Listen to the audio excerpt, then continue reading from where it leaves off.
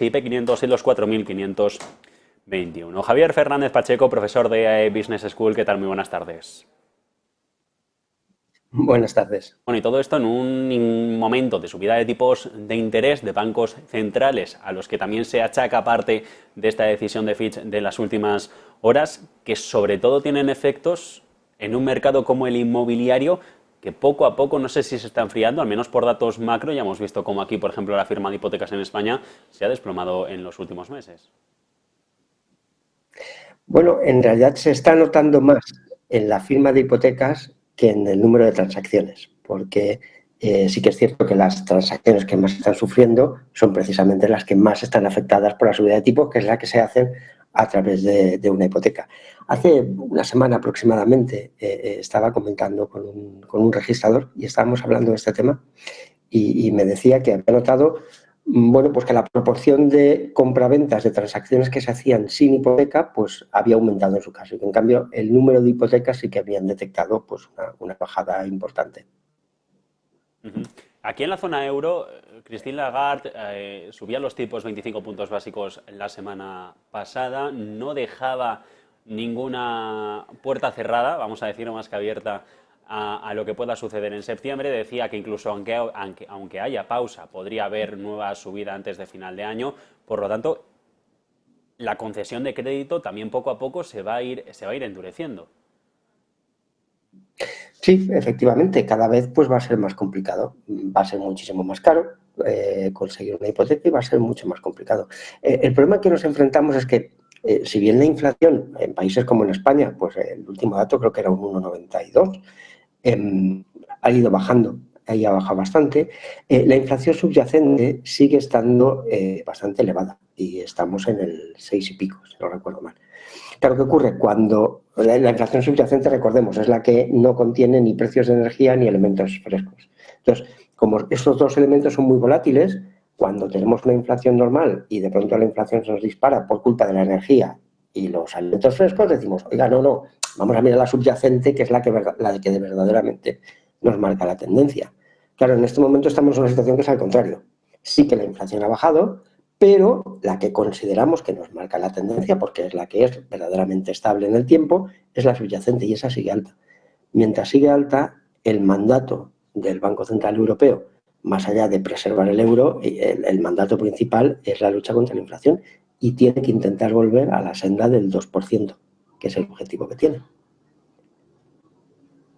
Tercero, bueno, en todo caso, estamos en un momento en el que la vivienda no solo mira a los tipos, sino también a los problemas que pueda haber, por ejemplo, y se me ocurre con los pisos turísticos. Ya hemos visto cómo ha tensionado el mercado en algunos otros países, y en España es un foco de atención también justo tras esa ley de la vivienda que se aprobaba hace unos meses por parte del gobierno de coalición.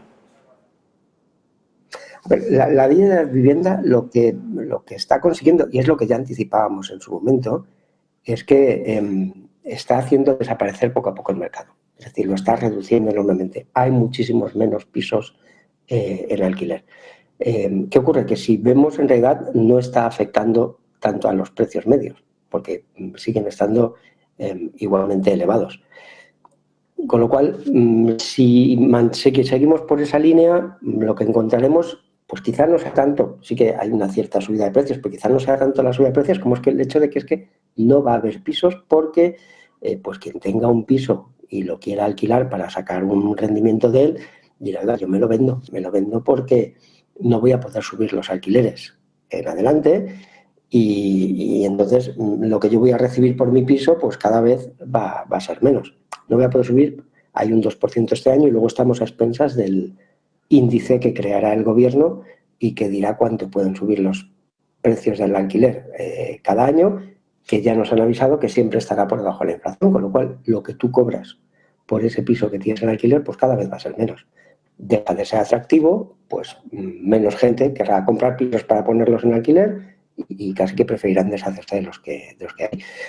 Por lo que respecta a los pisos turísticos, hay algún país que ya ha empezado con este tema, como Portugal, ¿vale? Con lo cual aquello de cuando las barbas de tu vecino veas cortar, bueno, las tuyas vas a mojar, pero también hay que decir una cosa, y es que el volumen de pisos turísticos en España ha disminuido a lo largo del último año y que tampoco es un volumen tan significativo. Es decir, sobre el total de viviendas estamos en un 1%, un 0,5%.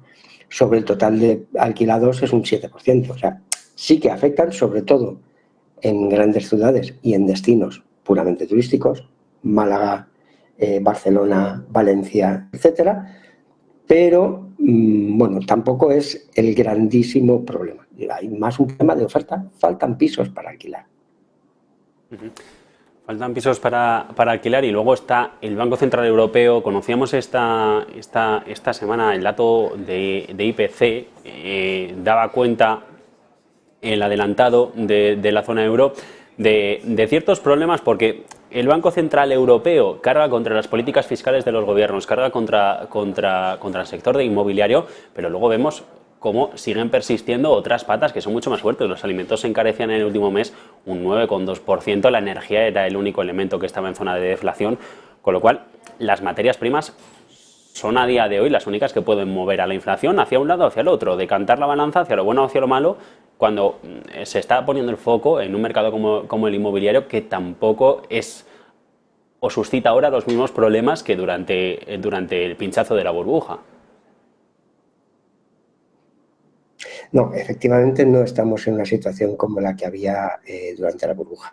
Pensemos que en aquel momento se dieron, primero había toda una serie de condiciones en la economía que hacían que los precios se hubieran disparado tremendamente. Había una situación económica, una situación de aumento de la población, unas ayudas para la compra de viviendas. O sea, todavía una serie de cosas que habían inflado los precios mucho. Y luego se dio una característica que no es la que está pasando ahora. Es decir, ahora tenemos un incremento de los tipos de interés y eso lleva a un encarecimiento del crédito. Pero recordemos que durante el pinchazo de la burbuja inmobiliaria es que el mercado interbancario, yo no voy a decir que desapareció, pero se limitó muchísimo porque los propios bancos no se fiaban de la cantidad de, digamos, activos tóxicos que podía tener cada uno. Entonces, yo pongo nombres al azar, yo Santander le tengo que prestar al BBVA dinero para que él conceda hipotecas, pero yo no sé si BBVA tiene muchísimos activos tóxicos. Entonces, ostras, pues no me atrevo a prestarle. Con lo cual el BBVA no puede hacer esa concesión de hipotecas.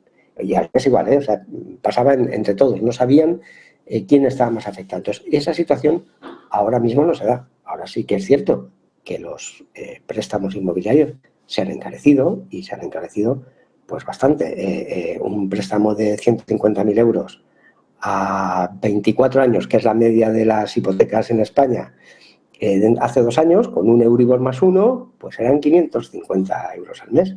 Ahora son 900. Claro, de 550 a 900 va mucho y esto ralentiza mucho el mercado. Pero la situación no es la que teníamos en la crisis inmobiliaria. Bueno, pendientes de todo esto. Javier Fernández Pacheco, EAE Business School, muchas gracias por haber atendido a Negocios Televisión. Buena tarde. Ha sido un placer. Buenas tardes.